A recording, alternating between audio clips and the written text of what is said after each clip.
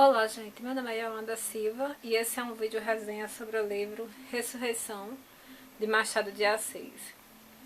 Bem, sem mais delongas, este é o projeto Lendo Machado de Assis, em que eu irei ler cronologicamente todas as obras publicadas do autor. Começarei com o gênero romance. Este romance aqui é escrito em terceira pessoa, em que o narrador ele é de certa forma onisciente, que ele consegue que ele sabe o que se passa na cabeça das personagens. Há várias personagens que estão entrelaçadas na história, mas as personagens principais desse romance é Félix e Lívia, a viúva Lívia. Bem, Félix é um homem que era médico e acabou recebendo uma herança, e após receber essa herança começou a viver uma vida burguesa, sem trabalhar e usufruindo dos bens. Sobre o caráter de Félix, o narrador fala o seguinte: Félix entrava então nos seus 36 anos, de idade em que muitos já são pais de família e alguns homens de estado. Aquele era apenas um rapaz vadio e desambicioso. Como podemos perceber, era um homem assim que vivia os prazeres da vida, não estava muito preocupada com família e com nada disso. Logo em seguida, o romance é curtinho, eu vou falar só as coisas principais assim do livro para não contar muito spoiler, mas como sempre, esses vídeos resenhas terão muito spoiler porque é a análise da obra dos escritores no caso. Aí mais à frente aparece a personagem de Viana. Viana é o irmão de Lívia, né? E Viana ele tem uma amizade muito próxima com Félix. E Viana tem uma peculiaridade bem interessante, né? Que o narrador fala que Viana era um homem essencialmente pacato, com a mania de parecer libertino. Mania que resultava da frequência de alguns rapazes. Era casto por princípio e temperamento. Tinha a libertinagem no espírito, não a das ações. Fazia o seu epigrama contra as reputações duvidosas, mas não era capaz de perder nenhuma. Ou seja, era aquele tipo de homem que queria ser bem libertino e tudo mais, mas não conseguia ser. Viana acaba, nesse encontro com o Félix, ele acaba dizendo que a irmã dele, Lívia, ficara viúva e que viria, né, para o Brasil, que ela gosta muito de viajar pela Europa, França, etc. e tal. Félix, nessa época, estava namorando uma menina chamada Cecília. E ele acaba com essa jovem Cecília, né? E aí você vê um pouco do caráter de Félix. Porque ele termina com a menina de forma bem assim, como é que eu vou dizer? Bem ríspida, sem a menor consideração. É que ele fala o seguinte: eu te digo, respondeu Félix, os meus amores são todos semestrais. Duram mais que as rosas, duram 2 estações. Para o meu coração, um ano é a eternidade. Não há ternura que vá além de 6 meses. Ao cabo desse tempo, um amor prepara as malas e deixa o coração como um viajante deixa o hotel. Entra depois o aborrecimento, mau hóspede. Ou seja, ele é extremamente cético em relação ao amor. E aí existe uma valsa na casa do coronel, né? Do coronel, que não se diz o nome do coronel, e de Dona Matilde, que é uma senhora bem espirituosa, que gosta muito de conversar com Félix. E aí lá ele vê Lívia, né? Lívia está valsando com um homem chamado Luiz Batista. Luiz Batista ele é interessado em Lívia, só que ele é casado. A mulher dele, mesmo sabendo desses seus flertes com mulheres, ela aceita, ela é feliz, ela não liga muito. E João Batista fica enfeitiçado pela beleza de Lívia. E Félix, nesse baile na casa do coronel, percebe, né, esse flerte, mas ele nem liga. Mas de repente, quando ele tem uma oportunidade de dançar com Lívia, ele se sente interessado por ela e tudo mais. Aí começa, né, o love, o amor.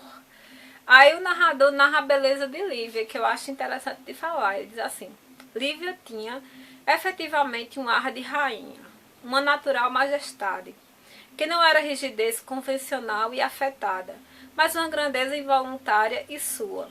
A impressão de Félix foi boa e má. Achou-lhe uma beleza deslumbrante, mas pareceu-lhe ver através daquele rosto senhoril uma alma altiva e desdenhosa. Foi isso que ela achou dela, né? E é interessante que mais à frente aparece um personagem chamado Menezes, e esse Menezes estava duvidando que a amante dele estava o traindo. E ele pega e diz assim, que não sabia o que fazer. Aí Félix conversa com ele e diz que isso nunca iria acontecer com ele, porque ele não ia se apaixonar por ninguém.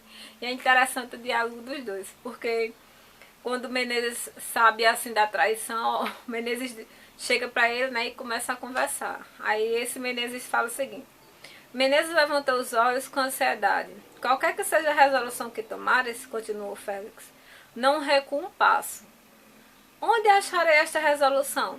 Falou Menezes. Aqui, disse Félix, pondo-lhe o dedo na testa. Oh não, suspirou Menezes. A cabeça nada tem com isto, todo o mal está no coração. Recorre à cirurgia, corta o mal pela raiz. Como? Suprime o coração. Ou seja, Félix, né, diante do amigo que está desesperado se for traído ou não e sofrendo por amor, diz: arranca o coração, não ama. Só que, ao conhecer Lívia, né, pouco depois Félix está extremamente loucamente apaixonado, arriado os 4 pneus e o estepe pela mulher. Mas o problema é que amar não é o problema. O problema é a forma de amar, né? É tanto que quando ele começa a amar Lívia, o capítulo se chama Queda. E é terrível, né? O narrador fala assim: o desenlace desta situação desigual entre um homem frio e uma mulher apaixonada parece que devera ser a queda da mulher. Foi a queda do homem. Para triunfar da viúva, Félix contava apenas com a sua resolução. Mas a viúva, além do seu amor, tinha 2 auxiliares altivos e latentes: o tempo e o hábito. Cada dia que passava caía como uma gota d'água no coração do médico e ia cavando fundo com a fria tenacidade do destino. Félix ficou terrivelmente apaixonado por Lívia, mas essa paixão dele era extremamente, como é que eu vou dizer? Era extremamente perturbada pelo ciúme, pelo veneno do ciúme. E o Luiz Batista, né, que antes flertava com ela, mas ela não dava atenção, Lívia não dava atenção, percebendo essa fraqueza em Félix, começa a fomentar. E é interessante que ele faz um link com uma peça de Shakespeare chamada Otelo de Veneza, que tem uma personagem chamada Iago, que ele não se conforma com a posição em que Otelo assume em Veneza, diante dos grandes, né, dos grandes homens de Veneza, dos nobres. E é tanto que Otelo acaba casando com Desdémona, né, que é uma senhora bem rica de Veneza. E esse Iago, né, que é uma personagem muito bem trabalhada por Shakespeare, acaba colocando frases, insinuando coisas, simulando situações para dizer que Desdémona estava traindo Otelo. E Otelo acaba, vou dar um spoilão, Otelo acaba sufocando Desdémona. E Desdémona lá morrendo e dizendo que não sabia por que Otelo estava matando, mas o perdoava. Aí olha só o que Batista diz. Para fomentar o ciúme em Félix, ele diz o seguinte: para alcançar esse resultado, era mister multiplicar as suspeitas do médico. Cavale fundamente no coração a ferida do ciúme, torná-lo em suma instrumento de sua própria ruína. Não adotou o método de Iago, que lhe parecia arriscado e pueril. Em vez de insinuar-lhe a suspeita pelo ouvido, meteu-la pelos olhos. Ou seja, ele ficava simulando olhares para a Lívia, né? E ao mesmo tempo, como se quisesse dizer que ela estava retribuindo. Tipo assim, às vezes você passa na rua e uma pessoa sorri para você, né? E você sorri de volta por questão de educação. Aí eu acho que o Batista olhava para ela assim, como se quisesse dizer: olha, ela tá dando moral para mim. Penso eu que é tipo assim. Enfim, ele fica com muita suspeita, é um amor. É tanto que o capítulo fala do romance entre Félix e Lívia. É uma luta para Lívia, porque ela sofre muita suspeita. Ele termina com ela manda carta pedindo desculpa, e aquele negócio vai e vem, vem e vai. Até que uma jovem chamada Raquel, que é filha do coronel e de Dona Matilde, escreve uma carta falando sobre a honra de Lívia, e ele resolve casar com Lívia. de uma vez por todas. Tomou a decisão. E aí, quando estava faltando alguns dias para o casamento, né? De repente, João Batista vai até a casa de Félix, dizendo que queria comprar um artefato lá. Só que o artefato, na verdade, como é que diz? Tinha sido comprado por Félix e ele queria muito para dar de presente. Mas o que é que acontece?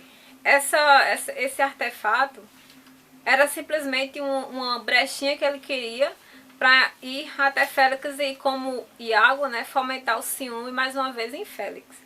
Deixa eu dar uma olhadinha aqui na minha cola.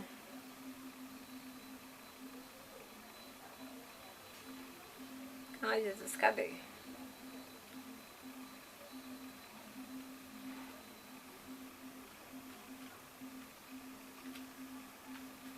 Achei. Aí o que é que acontece? Quando o Batista vai na casa de Félix, ele vai lá pegar esse artefato, né, que diz que ele queria muito para dar de presente. Pega esse artefato e vai embora. Mas antes que ele saia, chega uma carta para Félix. E Félix, quando recebe a carta, fica pálido. E João Batista pergunta o que aconteceu. Aí ele diz, não, nada. Mas Félix, João Batista, que é o que paquerava com Lívia, dá aquele sorrisinho assim leviano e vai embora.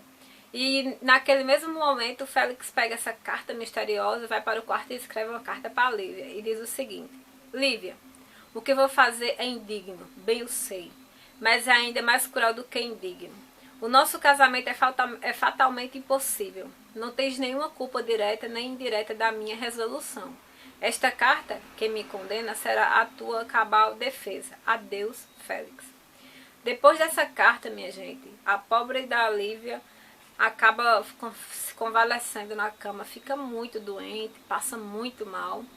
E o Menezes, né, que é amigo de Félix, vai até a casa lá de Viana e de Lívia para ser gentil diante daquela doença. E ele desconfia daquela atitude de Félix. E ele resolve. E olha, interessante é que ele gostava de Lívia, ele sentia uma paixão por Lívia. Mas Raquel, que também amava Félix, mas ela era muito amiga de Lívia e via que os dois se amavam e queria ajudar, ela pede a Menezes para que ele vá até Félix e descubra, né, o que aconteceu. E quando ele vai lá, ele acaba descobrindo, né, que Félix havia recebido uma carta que dizia, lá vai spoiler, o seguinte: Menezes leu o que se segue. Mísero moço, és amado como era o outro, serás humilhado como ele. No fim de alguns meses terás um sirineu para te ajudar a carregar a cruz, como teve o outro, por cuja razão se foi desta para melhor. Se ainda é tempo, recua. A carta não tinha assinatura, mas Menezes, juntamente com Félix, meditaram ali, né, e acabaram realmente chegando à conclusão de que essa carta foi mais uma manobra do Iago brasileiro, né, Luiz Batista. E o que é que acontece, minha gente? Eu não vou contar o fim da história, o que é que acontece entre Félix e Lívia, se eles ficam juntos, se eles não ficam. Mas o que é que nós podemos refletir sobre esse livro? Primeiro, que é uma obra de Machado de Assis que já demonstra a sua habilidade de dialogar com o leitor. A todo momento ele reflete sobre o caráter de Félix, o caráter de Menezes, a abnegação de Raquel, né, que mesmo sendo apaixonada por Félix, pede para Menezes ir buscar e tentar resolver o problema. Da mesma forma, Menezes, né, mesmo apaixonado por Lívia, vai lá tentar ajudá-la, tentando descobrir o mistério porque Félix acabaram com o casamento. E é interessante que Raquel e Lívia, que Menezes e Lívia acabam juntos, né? Casam e são muito felizes. Vou dar só esse spoiler. Às vezes a gente quer muito uma coisa e aquela coisa não é boa para a gente, né? Mas os dois viram que seus caráteres se combinavam e casaram e foram felizes para sempre até que a morte, né, chegou. Enfim, primeiro livro publicado por Machado de Assis em 1867, eu acho que é isso, que eu lia os comentários, eu não consegui perceber bem a data, mas a data parece que foi essa. Quando o Machado tinha 33 anos de idade, foi o primeiro romance dele publicado, e eu vou ser muito sincera, eu gostei.